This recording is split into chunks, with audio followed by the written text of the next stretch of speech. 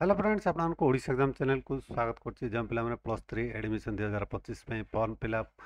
करबा चाहउछन्ते online apply करबा चाहउछन्ते वर्तमान पर्यंत करिनांती तबे से आपण माना पय गुडे खुशी खबर +3 एडमिशन 2025 लास्ट डेट जहा के 20 मई 2025 थिला ता बढ़िबा ପାଇଁ ଯାଉଛି ବଢ଼ିପାରେ ଆସନ୍ତୁ लेटेस्ट अपडेट आसी regarding +3 admission 2025 last date regarding कौन रही लेटेस्ट अपडेट लेटेस्ट इनफॉरमेशन जाना तापर जब बर्तमान पर्यंत आम चैनल को सब्सक्राइब करना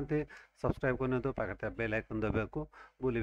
देखो जब आप लेटेस्ट अपडेट लेटेस्ट इनफॉरमेशन पाया चाहते वीडियो डिस्क्रिप्शन रे पोस्ट लिंक दे दूची आप वीडियो डिस्क्रिप्शन लिंक रे क्लिक करके पोस्ट को आसी लेटेस्ट अपडेट आपड़ पाइपर +3 एडमिशन 2025 रिगार्डिंग आसतु जाना कौन लेटेस्ट अपडेट रही देखो धरित्री.com रे गोटे आर्टिकल आसी दिन आसो युक्त 2 रिजल्ट बढ़ला +3 नाम लेखा आवेदन अवधि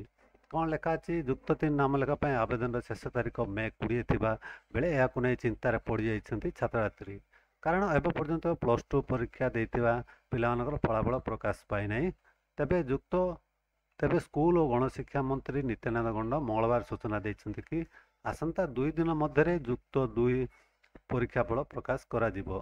अन्यपटे युक्त 3 नाम लेखा आवेदन समय सीमा वृद्धि पाए आवेदन करा जिवो बोली कुआ जाइछि मिलिथिबा सद्यतम सूचना अनुसार +3 पाए नाम लेखा आवेदन अवधि वृद्धि हेबा प्रतिश्रुति मिली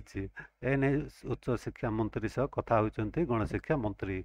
एथिरे युक्त 3 नाम लेखा आवेदन समय सीमा वृद्धि करने को आलोचना करा जाइछि तेबे समय सीमा वृद्धि करने को उच्च शिक्षा मंत्री को प्रतिश्रुति देइछन्ति एपरि भाव में आर्टिकल अच्छी एथर जहाँ जना पड़छि आपनकर +3 नाम लेखा अवधि बढ़िया को जाउछि आशा करछि वीडियोटा आपन निश्चय भल लगे सांगसाथी मानक शेयर करिया भूलिबेनी आपण आम वीडियो देखथर बहुत बहुत धन्यवाद।